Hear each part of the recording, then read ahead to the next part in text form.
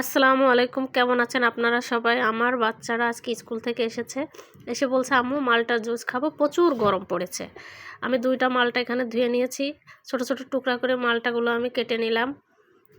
কেটে নিয়ে এখন আমি ব্লেন্ডারে ব্লেন্ড করে নেব। এখন আমি মালটাগুলো ব্লেন্ডারে দিয়ে দিচ্ছি। এখন আমি এর ভিতরে চিনি অ্যাড করবো। আমার বাচ্চারা যেহেতু টক খাইতে পারে না, মালটা যেহেতু একটু টক, আমি তার জন্য এর ভিতর চিনি অ্যাড করতেছি। আপনারা এখানে চিনি অ্যাড করতেও পারেন, নাও করতে পারেন, এটা কোনো সমস্যা না, যার যার পছন্দ মতো দিবেন। এখানে আমি পানি দিচ্ছি, সামান্য পরিমাণে পানি দিয়ে দিলাম। পানি দিয়ে এখন আমি ঢাকনাটা ভালো করে লাগিয়ে ব্লেন্ড করে নেব। ভালো করে ব্লেন্ড করে নিচ্ছি। ভালো করে ব্লেন্ড করা হয়ে গেলে এখন আমি ছেঁকে নিচ্ছি।